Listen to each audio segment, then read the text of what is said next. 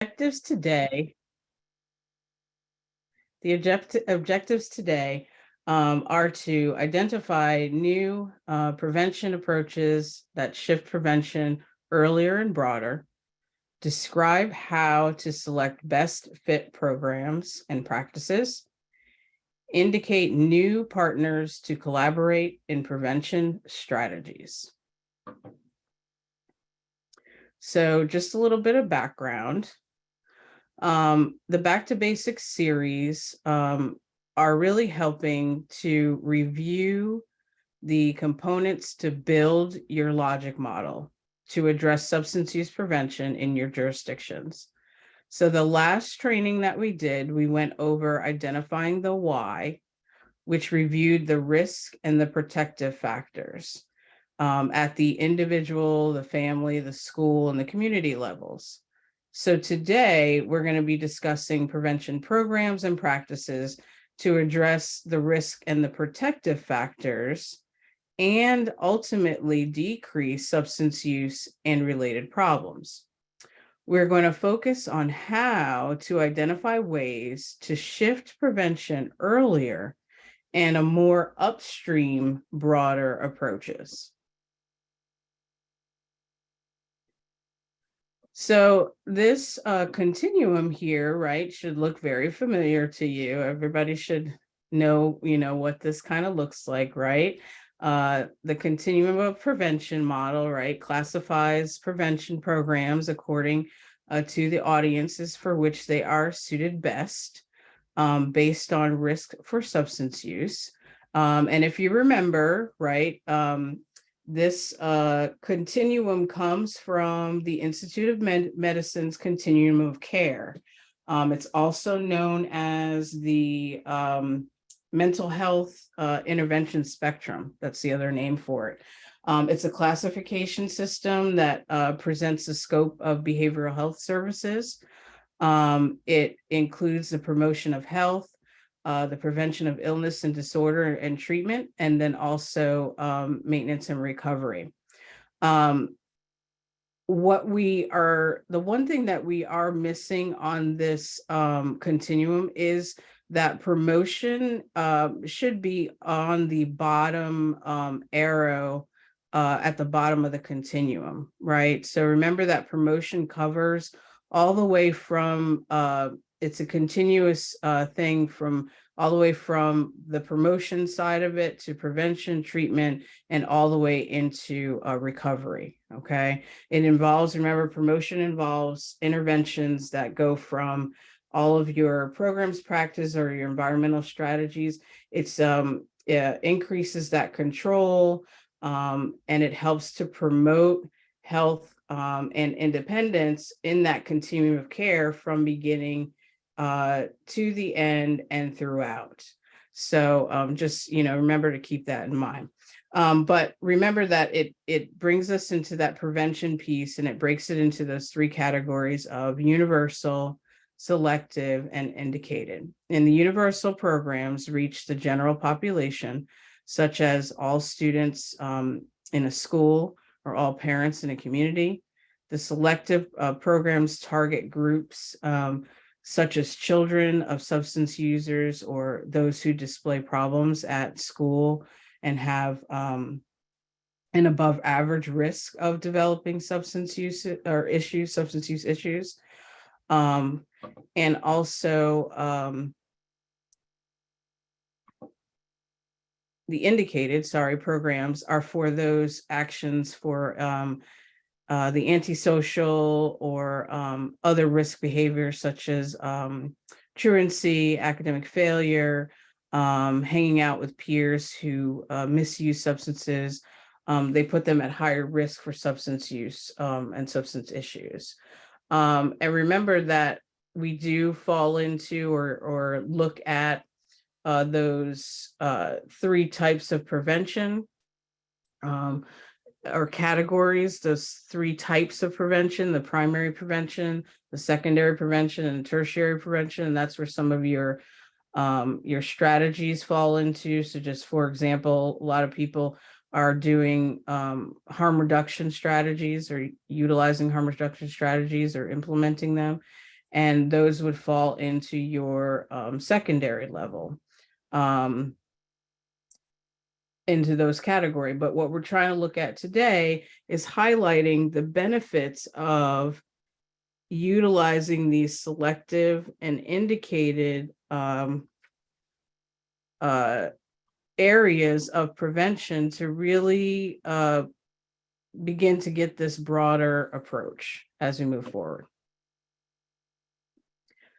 So we wanted to share this video that we created again as an overview of discussion of today of why we're moving prevention earlier into the broader approaches and why it's important.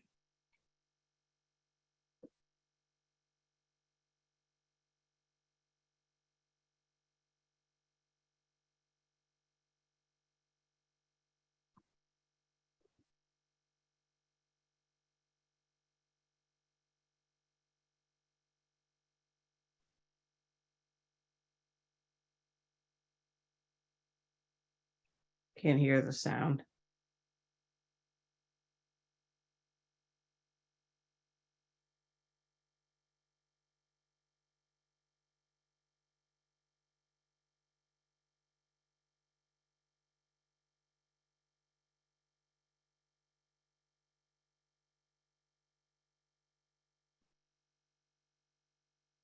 I think if you're playing it, Nicole, you may have to be unmuted. Paris just swapped it back, so I think she's fixing it. Oh, okay. Has the screen now.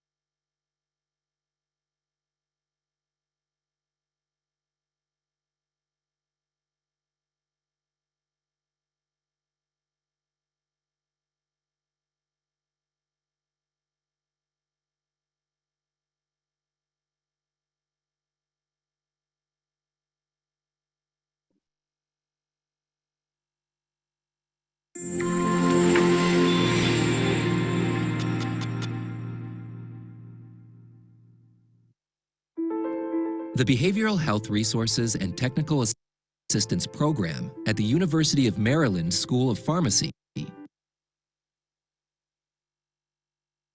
has guided communities for over a decade in addressing substance use prevention issues. Traditional prevention approaches tend to have a narrow focus on prevention of use. They assess prevention effectiveness by evaluating public policies and programs aiming to prevent substance use. However, it can be more impactful to focus on a broader approach to prevention.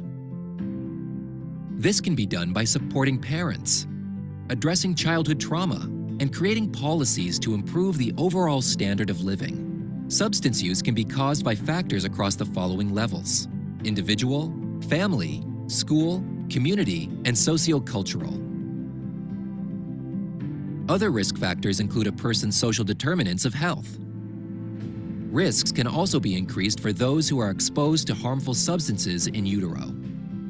Once a child is born, further factors like quality of nutrition, healthcare, and support can influence the risk of substance use in later life. Therefore, shifting prevention to earlier in the lifespan could have positive effects.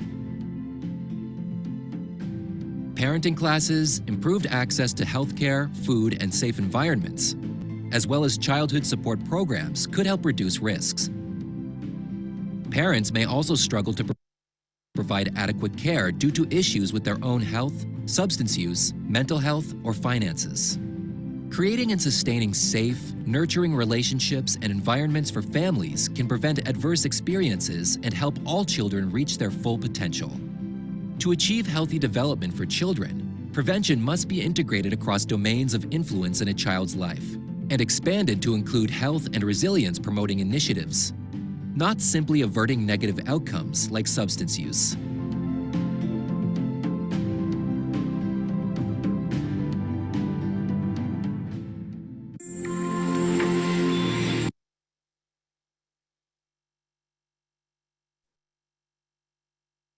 Okay, I'm going to now turn it over to Rana, who's going to talk to you about shifting prevention earlier. Thanks, Michelle. So just like she said, we want to begin shifting prevention earlier. We could do this by starting with the mothers and their prenatal environments. Mothers should begin focusing both on their self and the future of their child. They can do this by paying attention to their environment and their knowledge. To change their environment, they will begin to eliminate substances and substance use. And to broaden their knowledge, they would begin to understand potential risk factors that can come about based on the relationships they will have with their future child and focus on creating positive relationships around them.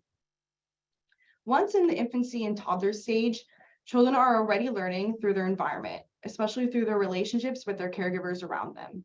It is very important for infants to gain secure attachments with their caregivers to minimize risk factors risen from neglect and ineffective parenting skills. Parenting skills play a major role in the development of a child. Parents will not be able to successfully parent a child if they're dealing with their own mental health and substance use disorders.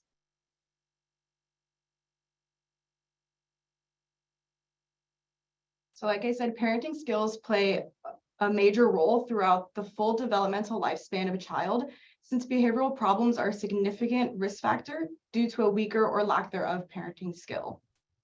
Helping parents develop effective discipline and behavioral management skills can promote children's development of healthy self-regulation and resilience during early and late childhood. Positive discipline practices predict lower levels of behavioral problems in children, and harsh and stricter discipline practices such as spanking, threatening, and screaming in response to misbehavior to contribute to more behavioral problems from early childhood well into adolescence.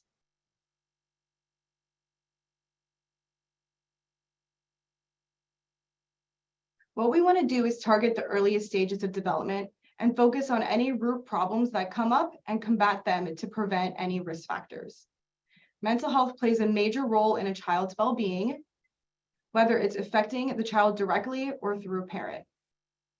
In children, this can be seen as aggression, disobedience, school readiness, and depression. In parents, this can be seen as educating parents on effective behavioral management while supporting the development of a healthy child-parent relationship. Also, understanding the importance of mental health and combating parent mental health early.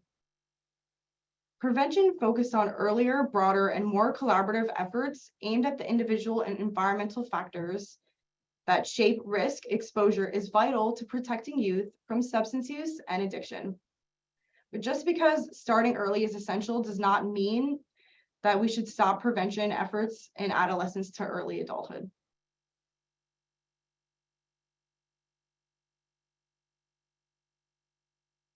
So this slide is a one-pager we created that highlights what I just discussed on shifting prevention earlier and examples of early prevention. You can find this on our website or reach out if you want it in other versions to share.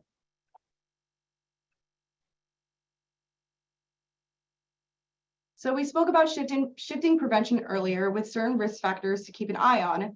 Here's an approach done by, just going to apologize in advance, I'm not going to be able to say these names, Afuse, Pike, and Aruche, where they conducted a literature review from 1989 to 2019 to identify risk factors for substance use disorder among all ages, starting with children to older adults.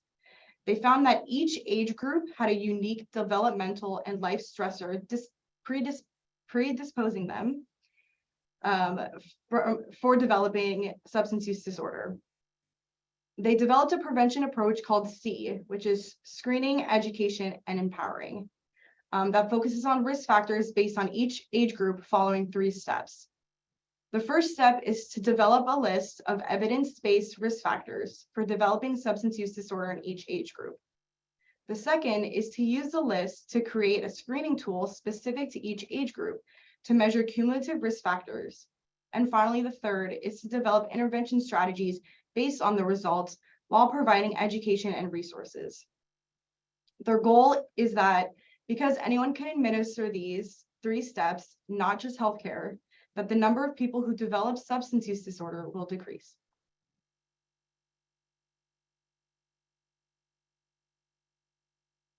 So what they did was screen a 15-year-old female to learn about her possible risk factors. After screening, they realized that she had a greater risk for developing substance use disorder more than her peers. So their next step would be to educate her. They did this by giving her materials on substance use disorder and prevention skills consistent with her age group. So they didn't give her something that they felt she wouldn't understand. And in the final step, they empowered her. This meant that they paired her with a positive role model that she could meet with, learn positive behaviors, and gain protective factors from to learn or to lower her risk for developing substance use disorder.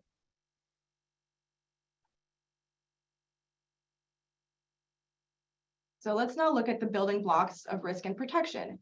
The Swiss cheese model is a system of accidents that states that accidents and harmful outcomes occur when flaws and failures align across multiple layers of defense or protection within a system. This explains why not everyone who uses a drug becomes addicted. The different layers possess different risk factors or the holes in the cheese that individuals would encounter to possibly lead them to substance use disorder, while at the same time, the layers are also a form of protection, blocking some of the risk factors to help prevent substance use disorder. So here's a video. Oh, sorry. So here's a video that explains the Swiss cheese model in the form of drug addiction. The question is often asked, why do some people use drugs and never get addicted? People are extremely complex, and complexity creates diversity. Each of us is a unique collection of different layers, representing our genes, brain development, parents' influence, social environment, diet, and many more. Each layer is like a slice of Swiss cheese. The areas with holes are the dangerous areas of the slice because they can let risks go through. The areas without holes protect us because they can block risks. For example, hanging out with friends who abuse drugs punches a huge hole in our social slice. While playing sports, learning a second language, or hanging out with friends who don't use drugs can shrink the holes in the social slice. For a drug abuse behavior to become an addiction, the risk must cross through a lot of slices. Usually, a few of our slices are solid enough to stop the addiction before it's too late. Thinking about addiction in this way helps us understand it is impossible to predict who will become addicted. However, recognizing the risks that can lead to addiction creates many opportunities to protect our future and build a healthier society.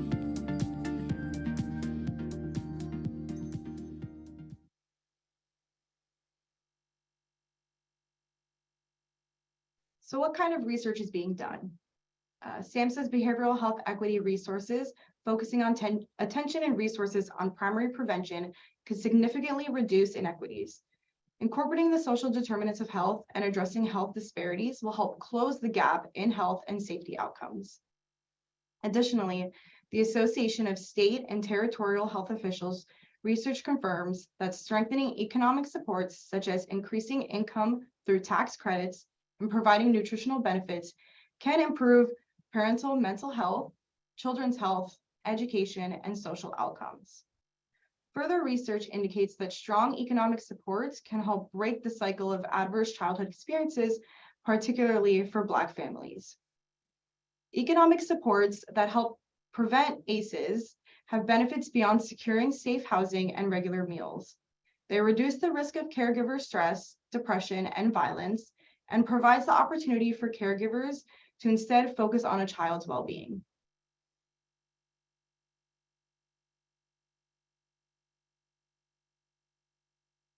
There is a new approach being studied by McClellan, Koob, and Volko. Again, I apologize if I butchered those names, called pre-addiction.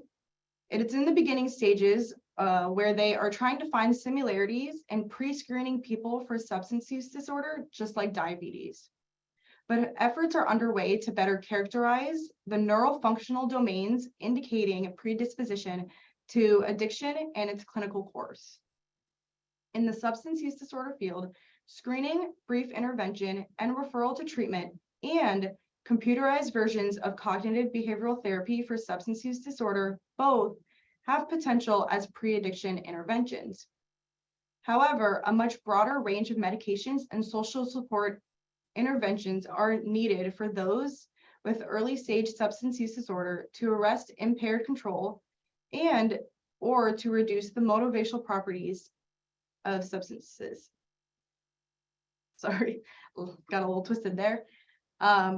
Beyond clinical interventions, many commercial products such as Twitter, TikTok, and YouTube have used influencers and vital coaches to motivate and sustain a range of healthy behaviors and might be adapted to address pre-addiction.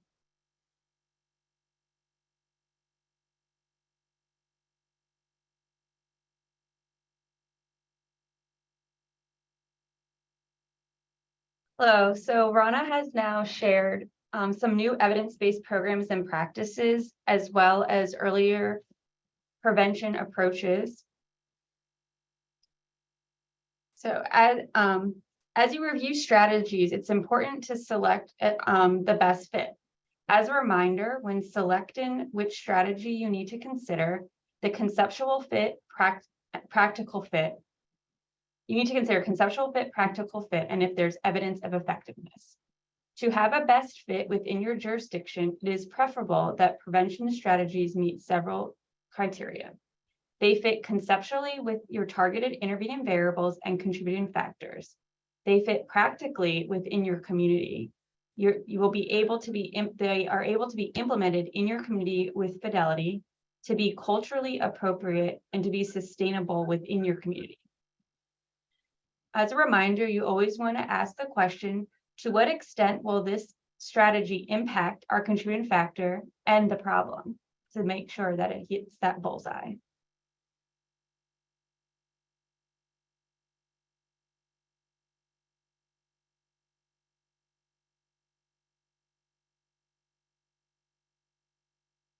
So some other questions to think about when it comes to selecting best fit. For conceptual fit, the questions you want to ask, is this program or practice a good fit for the job? Does it directly address the priority substance use related problems, as well as the identified contributing factors? Is there evidence that it can produce positive outcomes in your community's focus populations?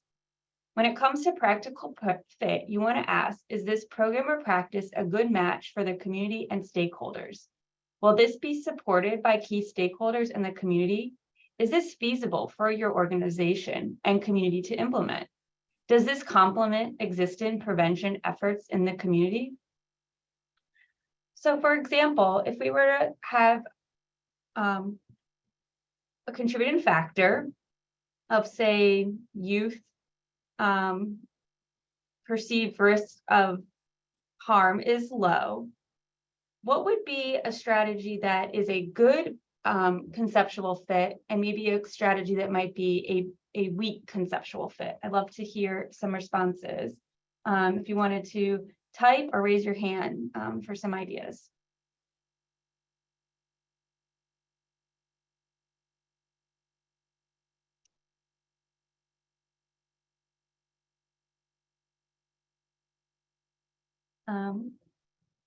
Amy?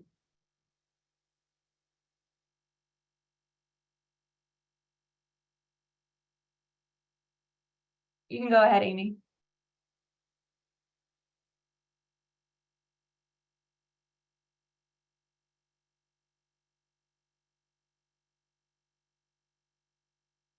I cannot hear you, even though you're unmuted. If you want to type it, I'll read it. Ben put in an example of a weak fit would be a strategy that targets retail access. So, that would, obviously, if we were targeting retail, we would have an impact there, but that probably wouldn't change perception of risk.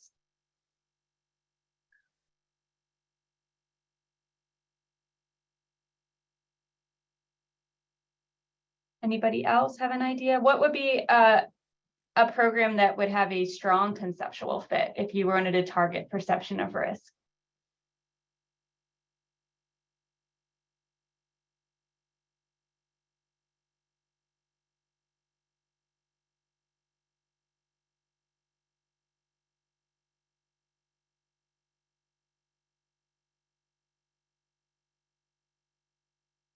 Ben says a community awareness campaign.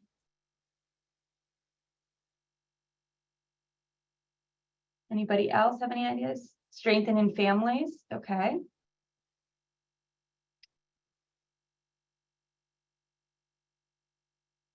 Evidence-based educational program. Awareness campaign, targeting pediatrician offices. Life skills. Okay, there's some great ideas. And just remember that when you are going backwards with our good old domino, that, you know, that our if-then statements, so it can always be a good way to double check that if this happens, then will this happen, to just see if that is a strong conceptual fit. Now, when it comes to practical fit, I have an example. So if we have a parenting program that we're implementing to improve family management and setting guidelines, but our stakeholders are not fully aware of the problem of substance use in the community and don't really believe there is a problem. And there's not really many organizations willing or able to accommodate such a type of program. Would this strategy be a good practical fit in the community? Anyone wants to come off mute?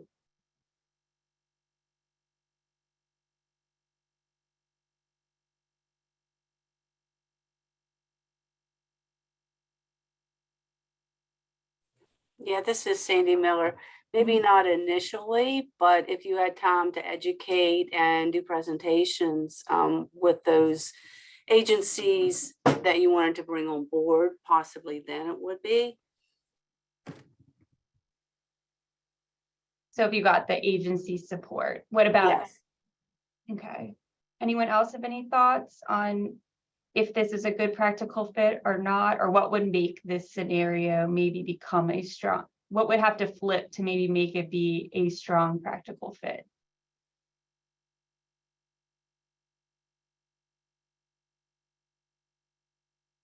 We have in the chat that if the community isn't aware, then the readiness isn't there. So building community readiness, we have from a couple different. So really, before we can implement, doing some overall community readiness approaches to build capacity, maybe in order to address this contributing factor.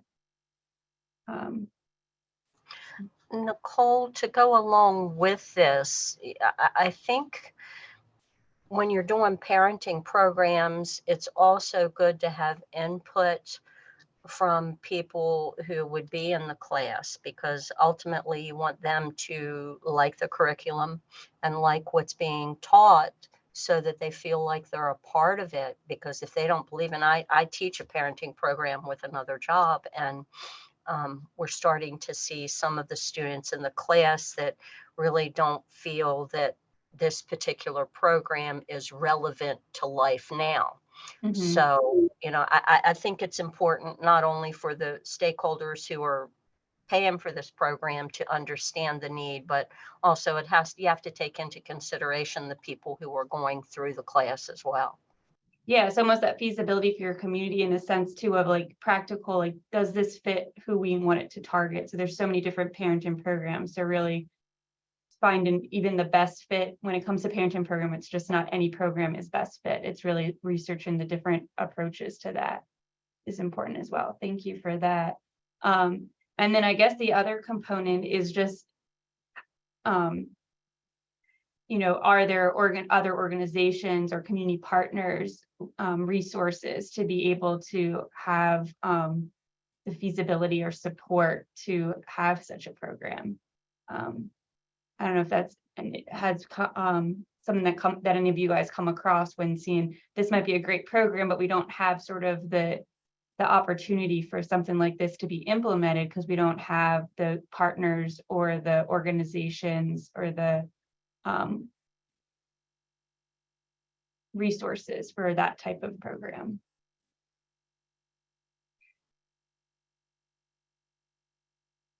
Okay.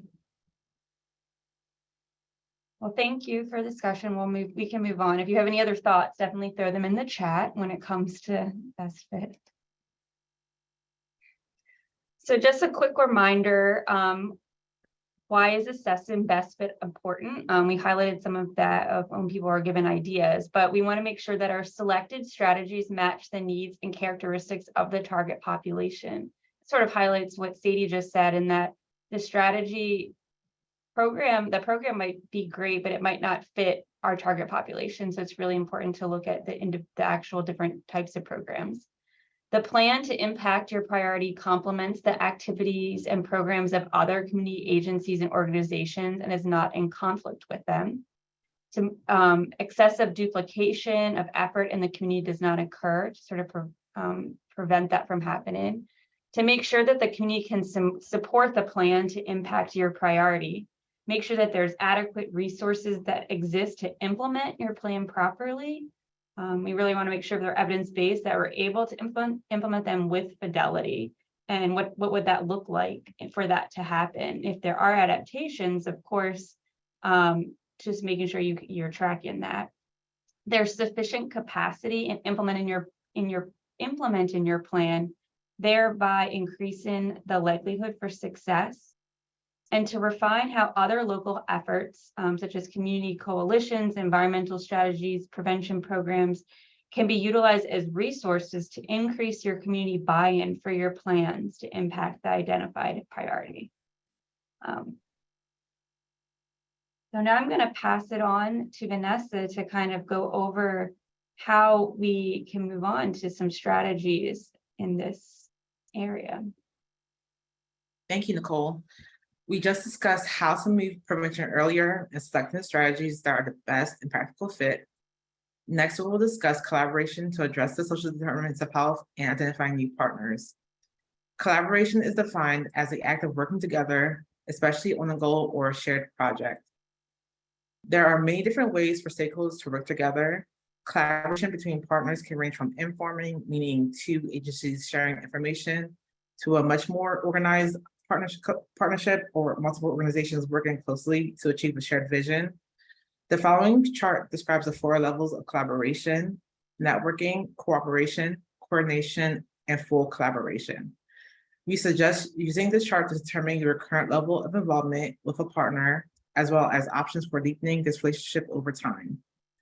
You can also use the chart to explore different options for collaborating with new partners. Please note that no single type of collaboration is better than another. The best type is the one that is the best fit given what you and your partners hope to achieve.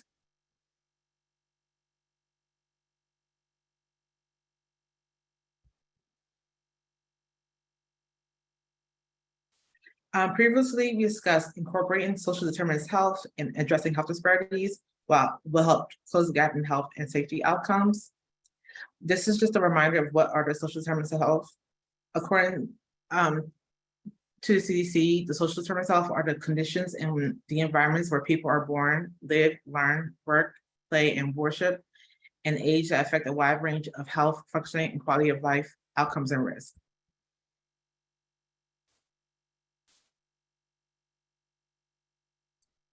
The social determinants of health ecosystem illustrates that there needs to be coordination and collaboration between entities such as government, community-based organizations, healthcare providers, and other private sector partners to address the social determinants of health.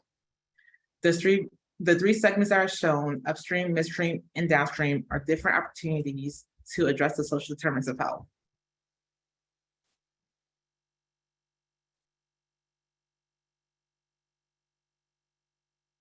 Social and environmental determinants of health are the full set of social and physical conditions in which people live and work, including social and economic, demographic, environmental, and cultural factors along with the health system.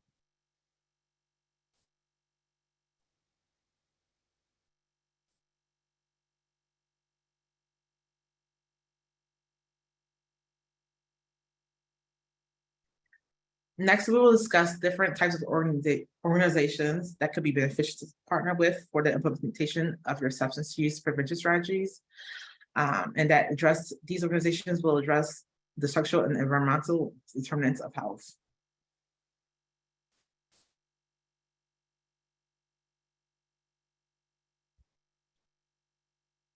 Early childhood developmental organizations are organizations that focus on prenatal up to the age of 8. And they help prepare children for school readiness. These programs also provide resources such as adult education, case management, development and health screenings, family engagement activities, parenting activity classes, play groups, and early intervention identifications. And some of you may have heard of Early Head Start and Head Start, the Judy Center, Nurse Family Partnership, and Title I School Readiness Programs.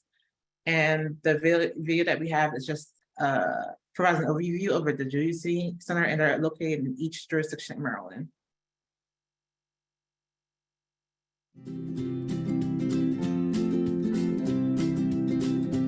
Guess the Judy Center. Did you know that the Judy Center Early Learning Hubs offer family engagement and parenting classes? At the Curtis Bay Judy Center in Baltimore, we offer parent leadership learning parties where families learn how to take more active roles in their children's education. At the Judy Center at Belle Grove Elementary School in Anne Arundel County, we work with a variety of community partners to offer family support services such as workforce development, adult education, health screenings, and more. From Western Maryland to the Eastern Shore and from Central to Southern Maryland, there's a Judy Center Early Learning Hub to support children and their families. Did you know that the Judy Center Early Learning Hubs help prepare children for success in kindergarten? At the Judy Center in Baltimore County, we offer playgroups for children ages birth through 4. The Judy Center Early Learning Hubs help prepare children for school and improve the quality of life for Maryland's families with young children. From Western Maryland to the Eastern Shore.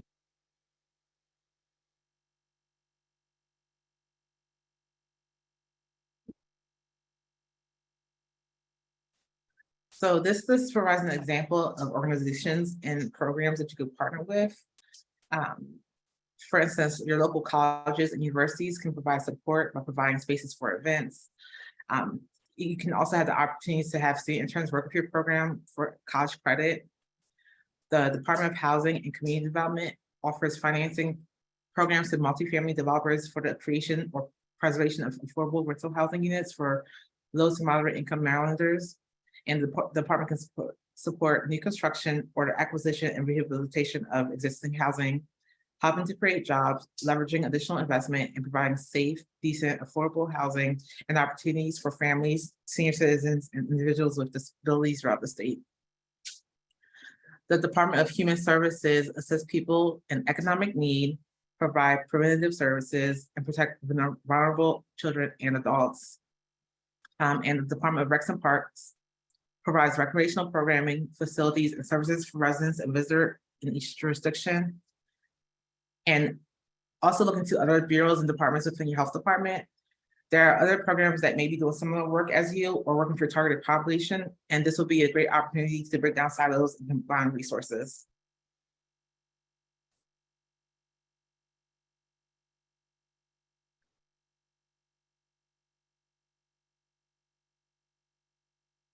Positive youth development programs strengthen young people's senses of identity, belief in the future, self-regulation, and self-efficacy, as well as their social, emotional, cognitive, and behavioral competence.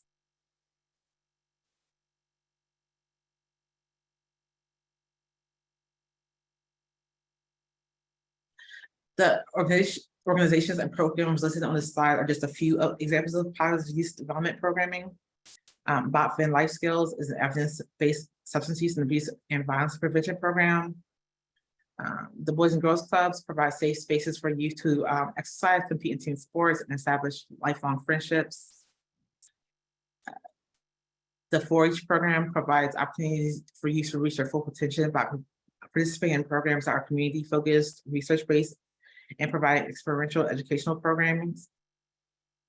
The Strengthening Families program is an evidence-based program for youth and parents to strengthen their parent-child relationship factors by increasing protective factors and reducing risk factors in the home.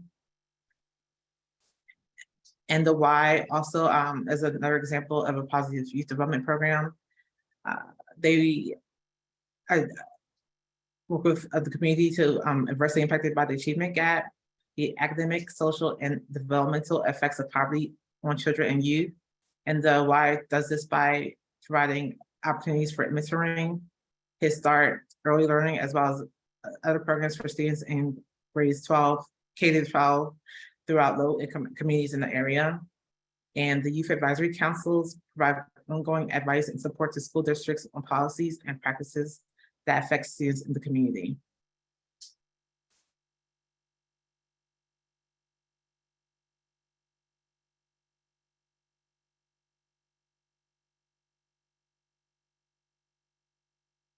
So now we'll be going into breakout rooms, and we'll answer the questions on the slide. How have you collaborated with other entities to implement strategies? What barriers did you overcome? What lessons have you learned? And what tips would you give to others? And in each of the rooms, we'll need a note taker and a reporter. Okay, I'm gonna break everyone.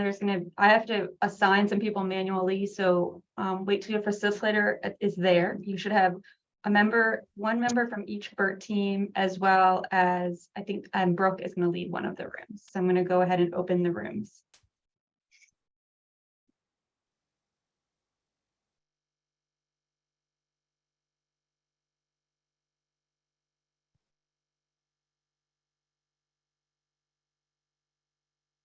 And then Vanessa, you'll pick a room to join and I'll join the other.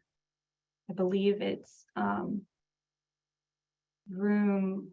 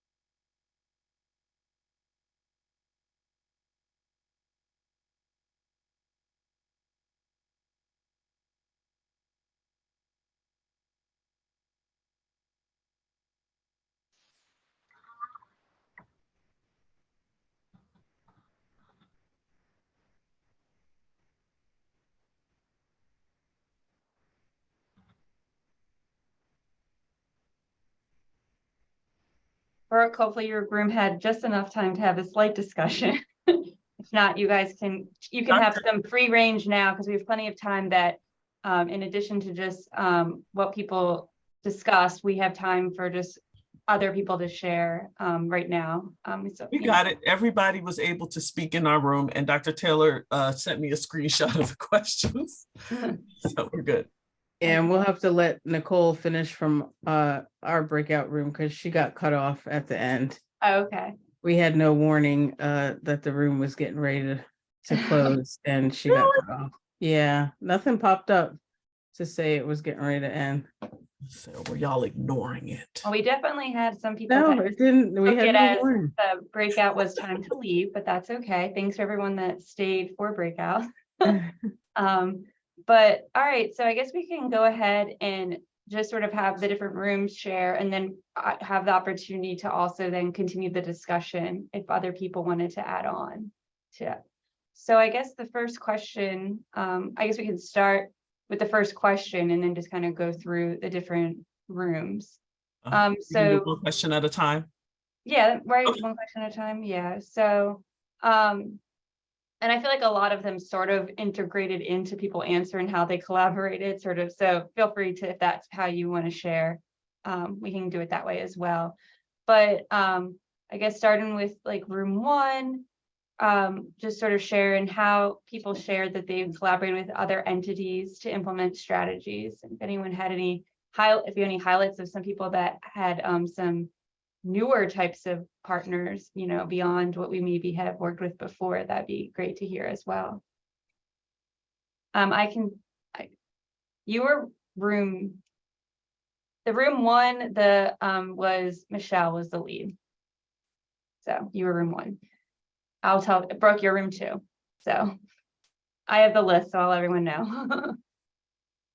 So room one, speaker.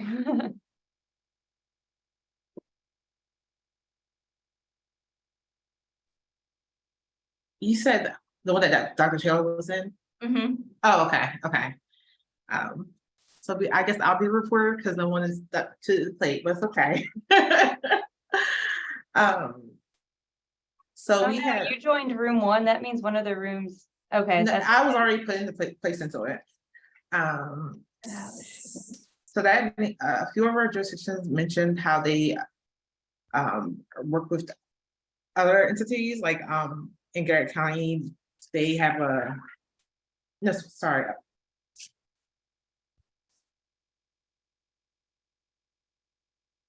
Frostburg, there's a podcast, and they work with different entities with sharing information regarding substance use, and they've been able to work with local business owners, and they've been able to get more guests on the show by referrals. And in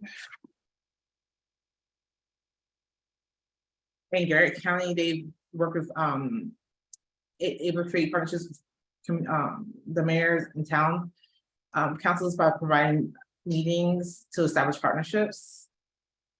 I'm just presenting information about substance use, and that's how they were able to establish partnerships with the mayor and town councils.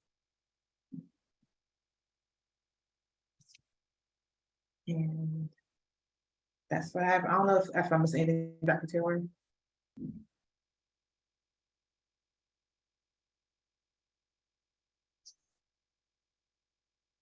And then you said someone still didn't get to share. Was that for this question or for one of the other questions? Of what? Nicole was just I was saying that Nicole was just starting and she got cut off when she was talking about her collaborations in our room. No, she's still on. Nicole, are you still there? I think Nicole is ATOD.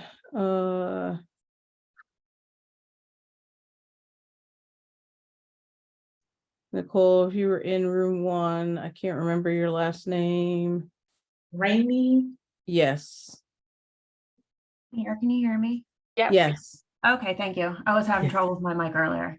Okay. So I just tried to type everything, but So what we've been doing on my end, and it's me and Jackie Hartman, and Jackie really does most of the youth prevention. But on my end, we have our Rewrite Your Script website. So it has a prevention tab on it, and I actually pulled it up now, and I'll put it in the chat too. But there's a lot of information about prevention tips and what they're doing in the public schools in Cecil County, and different resources and information and things like that. So we really try to promote that with like the hospitals, the school systems, behavioral health providers. I know EMS will hand out some information too. So we're really trying to spread the awareness of this website, because it's not just prevention, it's prevention, treatment, overdose prevention, everything like that in Cecil County. So we really try to get the information out to as many providers as we can, in turn for them to share it with their clients and the general public that they're working with. And then lastly was just Somerset, which I kept saying Wacomico, with Somerset, and working with the school system and the high schools in collaboration with teachers and the lesson plan. So I think that was it, Vanessa. I think you covered the rest with collaboration. All right, so we can go to room 2 for some of the who people have collaborated with. Hi, so I'll just give a couple of examples. One of the really cool examples that we had was it was Ben's agency working with the health department, working with the school system. They built a partnership with the school system through their Department of Restorative Justice. And so they actually work alongside that part of the school system. They host resource tables, and they've been able to recruit student volunteers to participate in prevention programs. And then they work with them to sort of provide education. And they've also been able to, like, through that, find that one person in the school who could be a champion to implement BOPN. And I'll just say for us, we've actually, through the school system, developed, like, we are in a formal partnership with them, where not only do we provide the trainings, but we train in class presentations, we train them on the lock zone, we provide advisement on curriculum. So we've been able to kind of set ourselves up as like an advisement resource for them. And of course, a lot of other people are collaborating in a lot of other very cool ways. Great. So room 3, the Rana was the lead in that room, so I don't know who was selected to who's speaking. I am for room 3. So I had some, we had someone who took great notes. So I'm going to read off her notes. For collaboration with other entities, we have so in Cecil, I had shared that youth empowerment source for our youth programs, and we have prevention clubs in each high school, and that our youth leaders for county club are trained, and they lead the clubs in each school. And then we also have counties that are partnering with local school health education supervisor, and they present prevention in health classes, school curriculums for middle and high schools, nonprofit groups for kids that put on events for the youth and prevention activities. There are after school programs in other counties attending 1 to 2 meetings a year, and they present substance use prevention activities. And another county, after a lot of overdoses, the community neighborhood asks for a presentation on prevention programs. And another county, a Board of Education partners with to do life skills and after school programs and in the health school classes. And then another county partners with the local college for take back days, law enforcement to do compliance checks, and the school pharmacy for academic detailing. Great. Room 4, Paris, that was your room. Thanks. I was a note taker for our room. So I got a couple pieces of feedback from different counties as far as how they've collaborated. So Frederick indicated that they've been able to collaborate with Max to host multiple trainings. And this was wonderful because they were able to distribute resources and kind of collaborate with each other, with each other's work. Worcester County, they were able to make a partnership with the Ocean City Hotel, Motel, and Restaurant Association. And what this did was this allowed them to be able to provide Narcan training to their partners who were members of this organization. So about most of the restaurants within that area are in that organization. So the reach that they had was pretty wide with who they were able to try to collaborate with.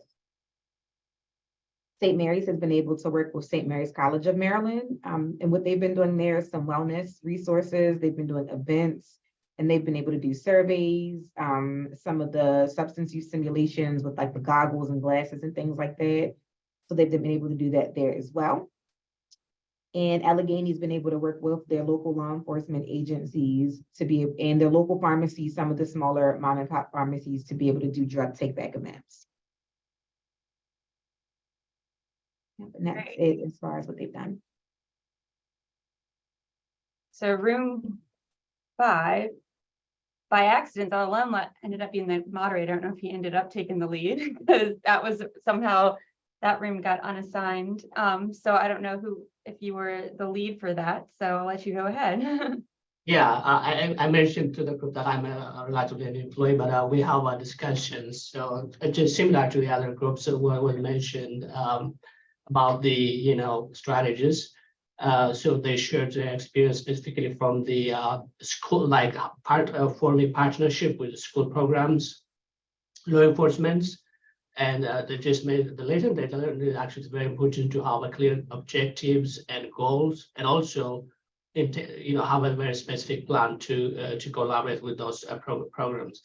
For instance, I would mention budgets and engagement issues as barriers for their collaborations.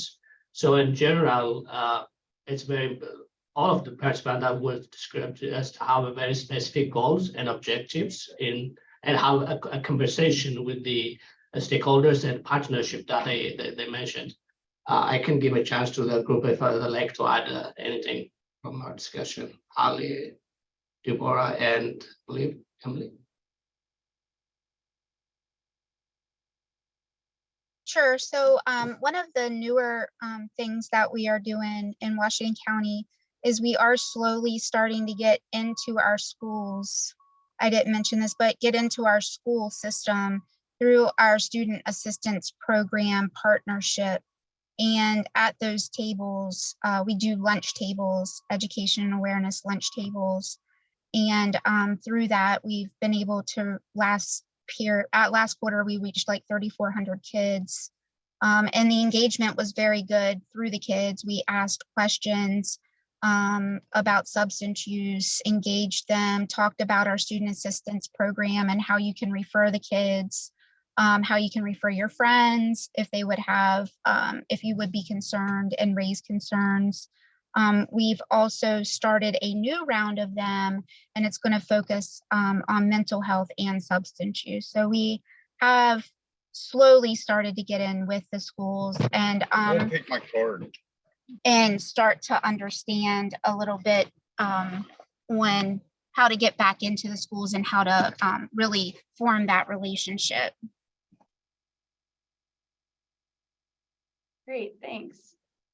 All right, we'll jump back around, but first we'll finish up with room 6, and that was my room. So I know, Justin, you were taking great notes. So I don't know if you mind sharing some of what you took down.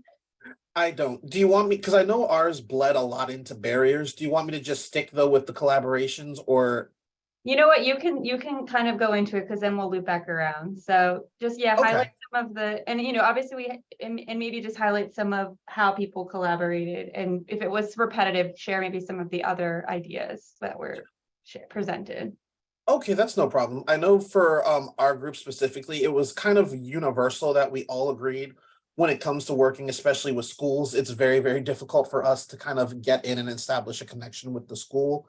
One Washington County for partnerships, they definitely work with their coalitions and also after school programs as a means of getting into the schools. I know for Anne Arundel County, through Strengthening Families, there are partnerships not only with the schools being able to host, but also getting the information to apartment complexes in Hartford County. They were working with the sheriff's office and other organizations that help to gather and cater to adolescents and the youth. I apologize if I pronounce your first, actually just Miss Collins in our group. After school events, looking into also a partnership with hotels or a food chain where they were having an issue with substance misuse, finding that there was a common goal, we want to prevent it, and they were having an issue where they wanted it to stop. So there was a partnership there. Also in Somerset County, most of the prevention areas partner with different activities and events with the school. They had kind of an open schedule, I believe it was called, with the school, where they were able to establish communication, come in at specific dates to set up resources or exhibit resources, as well as also focusing on different aspects of health as well, not just substance misuse. Did you want to share some of the other, what you shared, Justin? For partners? Also with partnering, for Anne Arundel County, building a relationship on one aspect with the coalitions, building a relationship with the liquor board in Annapolis, and how through that partnership with the liquor board, we were able to establish compliance checks and come up with an appliance award, kind of recognizing those who passed their compliance checks. And that wouldn't have happened without that partnership with the board. Also with SAD, with the Students Against Destructive Decisions, partnering with youth serving organizations and churches, not necessarily focusing on schools, but going on to places again where it's like they're concerned with the youth, like for SAD, partnering with churches, because churches do also help to serve the youth in a sense. So partnering with churches to establish SAD chapters, partnering with Charting Careers, which is an organization that dedicating to help at-risk youth and also youth who might suffer from severe mental disorders as well, partnering with them to establish SAD chapters as well. Great. All right, so I think the next three questions sort of do bleed into each other. So if we feel free to just, jump back around if people want to can report out sort of like barriers. I think we might have touched on that. I think barriers and lessons learned and tips sort of that you guys were able to discuss. So we'll go backwards. So we'll go back to room one. I want to do that.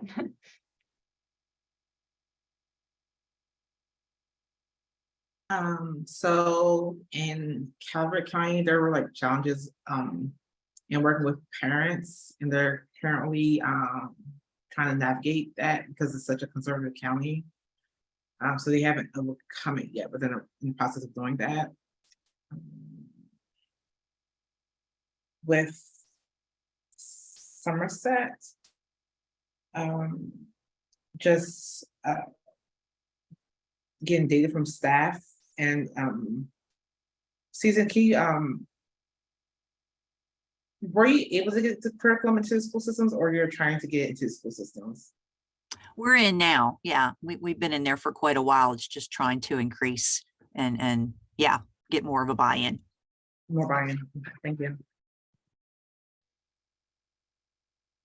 And another barrier is sometimes a jurisdiction mentioned, I believe it was Garrett, that you don't realize the amount of time it takes to implement a strategy. So it may take longer than, it may take a little bit longer than you intentionally planned. Can they elaborate that? Only because, this is a reminder for everyone, implementation doesn't just mean the intervention, but capacity and planning and building relationships as part of implementation. So is it more that trying for when you're working with community partners to kind of explain that concept? Yeah, I can explain it. We had put different things into our grant as part of the community-based processes, and we had put in that this fiscal year that we would reach our community with 4 prevention education fairs, which means that we would plan those and go out into the community, have vendors there, and provide resources for prevention, treatment, and recovery. And along with that, we also said that we would, update the focus group, which we are working on, and do 2 community town halls on underage drinking. And we just found that, this is a 2-year grant, and we know that some of the strategies that we put and we said that we would do in year 1, we will, flow over into FY24, because with what we're doing now, there's probably not going to be time to do the underage drinking town halls. So that's what I'm saying there. Community partnership, yeah, that's ongoing. Everything that we're doing with the community-based processes is ongoing, but we had specific strategies in there that we would implement in order to increase partnerships and to get the data that we needed to finalize our needs assessment. Gotcha. So like sort of time in to build new partnerships. Room 2, anything else, Vanessa? Oh, no, I was about to say that's it. Tips, okay. Room 2, any barriers or lessons learned or tips that came up?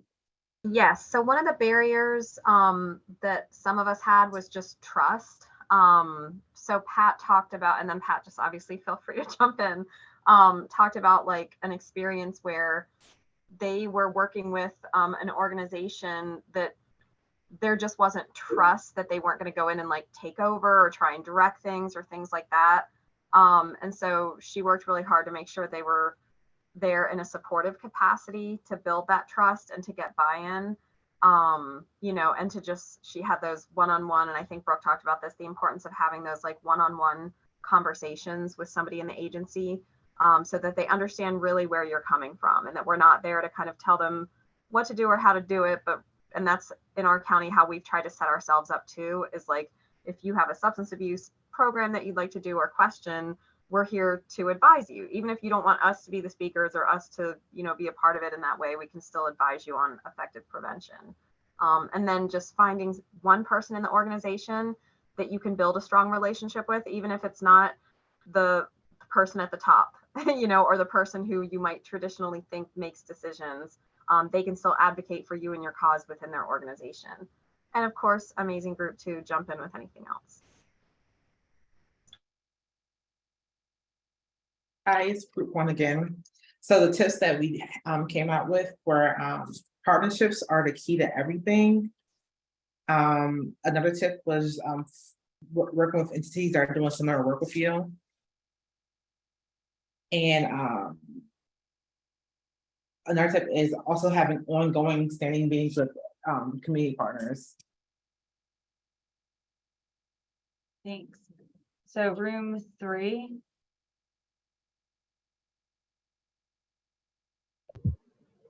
Hi, I think that's me, right? Mm-hmm. Okay. Yeah, any So- lessons learned or tips, when it comes to collaboration? Okay, so don't go over the barriers. Just I mean, you can give a couple barriers, but I feel like the lessons learned and tips probably relate to a barrier. right. Yeah, the barriers were like schools and stuff. But lessons learned were leveraging resources helps to get strategies implemented, partnering with other agencies and building relationships. That's what we do in Cecil County. Community readiness is necessary for partnerships, for some partnerships and strategy implementation though. And also to tips that were mentioned, where prevention cannot be done in isolation. Partnerships are essential. We donate time and a lot of hard work to build partnerships. It's a lot of hard work and rewarding. DFCs, drug-free community coalitions has helped, and multiple sectors and the youth are at the table. Strong relationships with law enforcement and school resource officers have also been helpful, especially with large take-back events. So those were some of the tips. Jackie, I don't know if in your room you guys mentioned lessons learned is addressing community readiness, but did people give examples of how they did that? Rather than, we know community readiness can be a barrier. So how have people sort of increased community readiness to build? Other people can answer too, not just you. I'm just share from others. Yeah, no, I can't remember who said that. Does anyone in my room remember who said that? Sorry, who wanted to jump in? I don't think she gave an example. I think it was more just like it was important. Yeah, so I'm wondering if anyone in general has a tip of how they've done that. Obviously, it's important, but I just like sort of like how people address community readiness. In my group, they provided presentations to the communities to get them on board. With the different stakeholders? Yes. So the mayor and the town council, and that's how they were, they did presentations from the meetings, and that's how they were able to establish partnerships. Great. Anybody else have any success with enhancing community readiness? I think it's unfortunate that sometimes it takes, something bad to happen for the community to be ready. And that's what we see typically, like someone gets killed or, suicides, that kind of thing. So unfortunately, yeah, that's a good indicator where that now the community is ready to take some action. Gotcha. Okay, well, thank you. If anyone else has any ideas, definitely share them, since when we were talking about practical fit, how important community readiness is. So I'd love to hear how people have been able to build that in their jurisdictions. So room 4. I think room 4 was mine. So I am going to kind of discuss the barriers because our group, some people had overcome them and some had not. So one of the main barriers that was discussed in our group was, as far as academic detailing, how they are working to get doctors on board with the whole concept of it. So they haven't been able to kind of break that glass ceiling of getting past the receptionist to be able to talk to a doctor to get them on board with possibly wanting to do academic detailing. Now, there are some jurisdictions that said they had some great luck with being able to just kind of pop in and do it that way. And then some others had made some suggestions to maybe offer the doctor's office maybe lunch. But then there are some barriers with that too, because there has to be a budget or money set in place to be able to do that. So that's one of barriers that were kind of across a couple of counties that made mention of that through academic detailing. And as far as some of the tips, they indicated that they are working hard to make sure that their partners are staying engaged. So they do have some slight issues with making sure that people continuously attend meetings and they show up and that they're engaged in the process. So they're just working to make sure that their partners are aware of their part in the process and what makes them important as far as their work is concerned. And then, sorry, I'm reading my notes. Their other tip was whenever they do meetings or trainings to offer an in-person and virtual option as well. This way that they're getting the most amount of reach and that they're not kind of isolating people out of receiving the service, that they're trying to make accommodations for anybody who wants to take part in some of their trainings or services.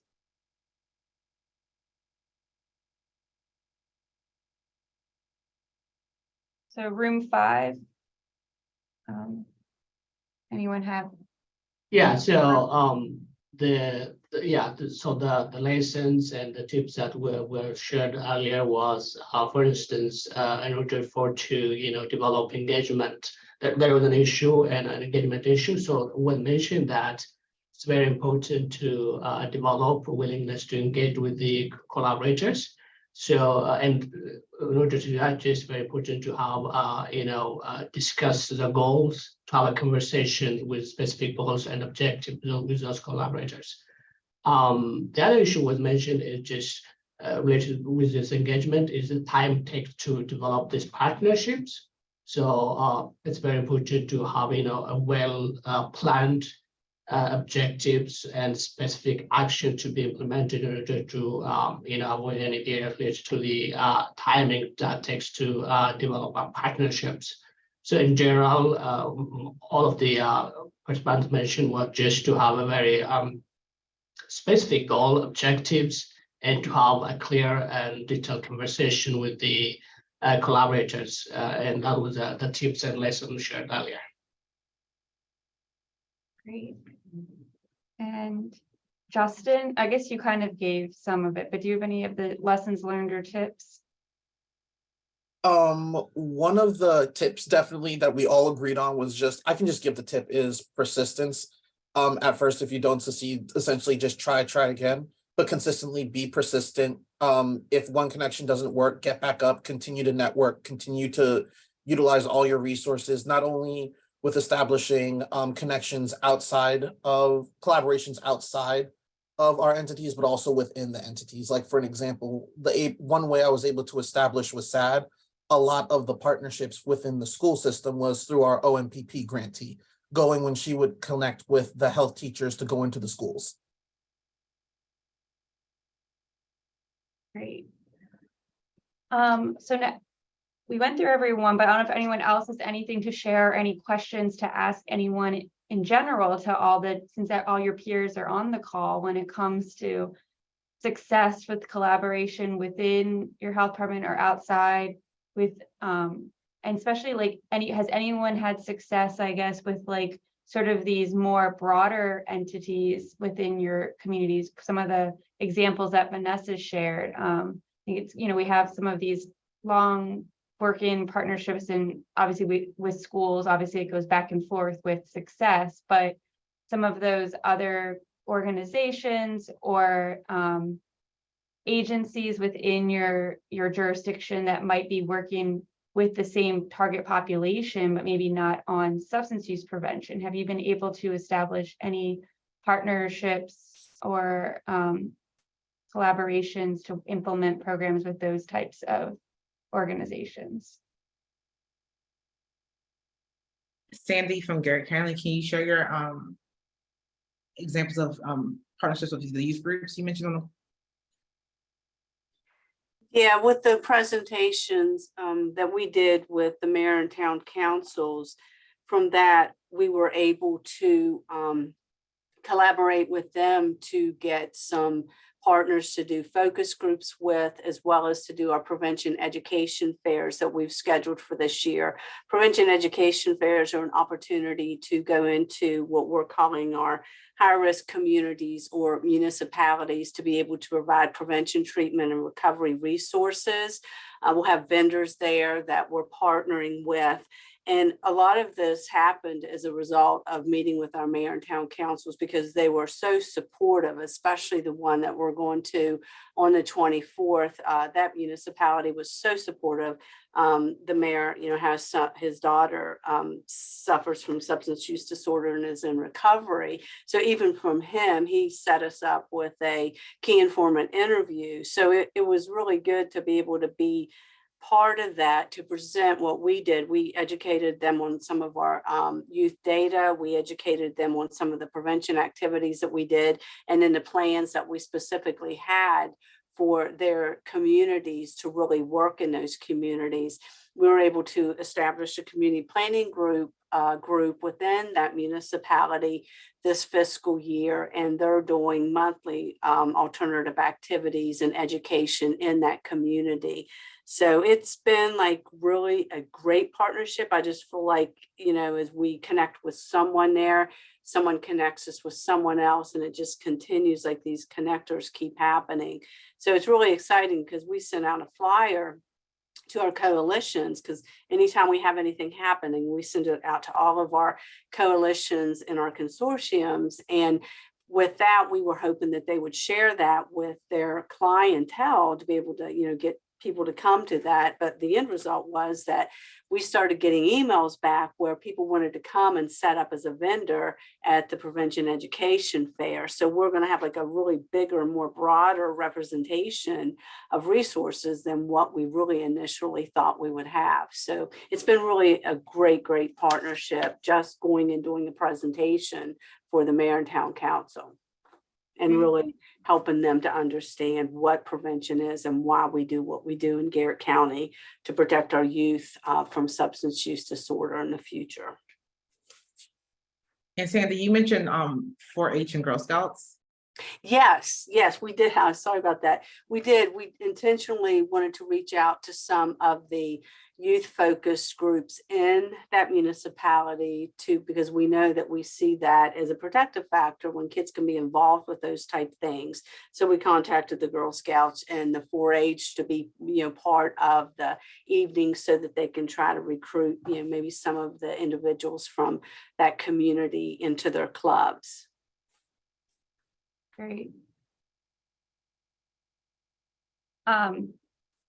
Before I maybe pick on some people to share things that I know, I was just curious about for those jurisdictions that sort of are going through the community-based process and have kind of are assessing their community partners and stakeholders, what they're working on. Have you identified through that process like new potential partners to collaborate with? And if you had any success with that or any barriers, or have you through this identified maybe new entities that could maybe help you with some of your programming? Nicole, it's Holly. We actually, through the key informant, I mean, I know that they have always been there, but one of the key informant interviews that they reached out to was our DJS system. And we got, I believe, I was just looking at the key informant interviews, like 3 or 4 of them to do a key informant. And out of that, a partnership has arose to go into the DJS lobby during operating hours and talk to the kids and have prevention and education information in there for the caregivers and for those that are maybe the parents that come in, but to have that partnership open back up after they don't do our adolescent drug court anymore. So that was a loss, but now to have this partnership with them, it reopened that opportunity. Great, thank you. Any other jurisdictions?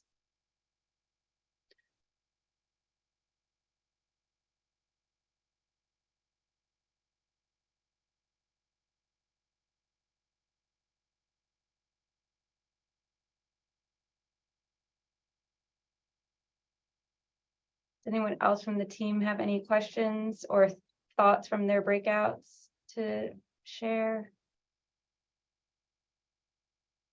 All right, well, hopefully, when reviewing this, you can look at some of, like we said, the earlier approaches and what that would look like, and maybe the new partner, and then also the broader approaches of sort of more upstream.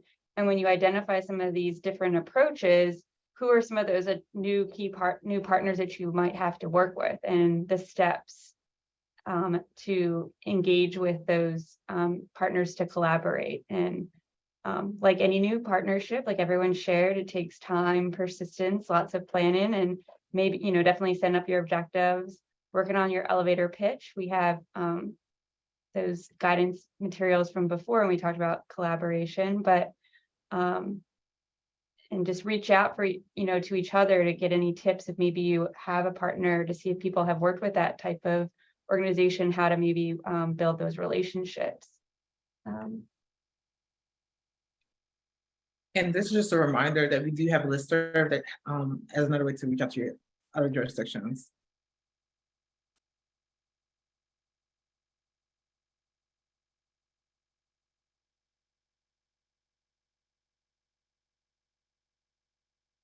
I think that's it. Unless anyone else has any questions, we can go to the next slide, which I think is just the end. Overall questions. Any questions from what we shared today before the breakout, or any follow-up to what you guys just heard from all of your peers?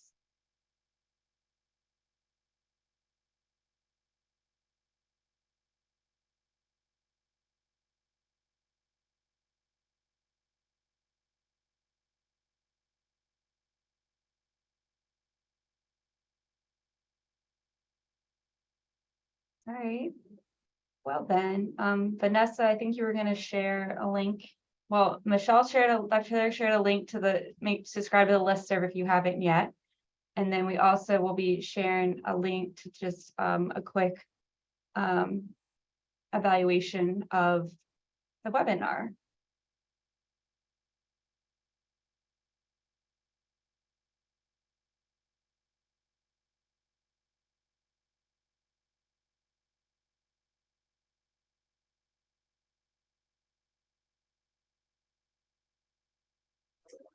Oh, it does. We'll send out an updated link for that.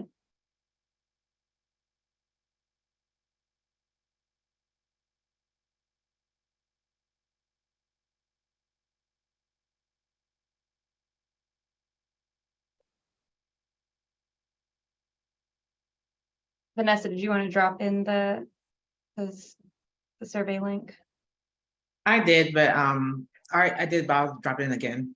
Okay.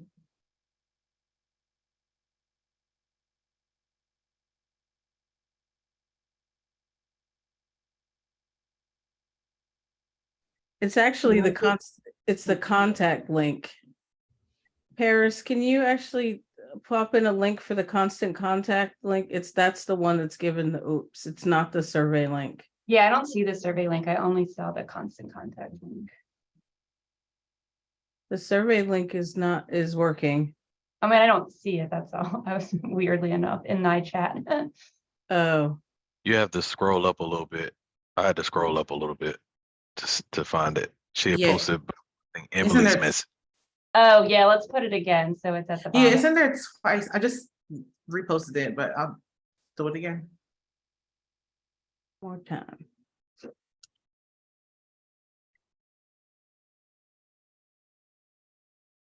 For whatever reason, the one that I posted for constant contact gives the oops.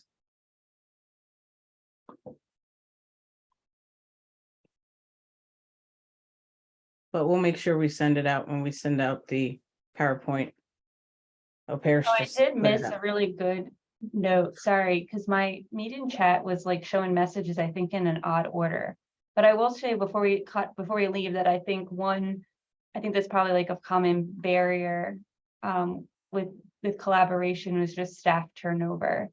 And collaborations and strong partnerships are established, but then sometimes you have to start over when someone you've kind of built that relationship resigns or someone new comes on board. So that constant kind of build in those relationships is so that persistence, and it's frustrating and takes time, but understand. Yeah, that's very important.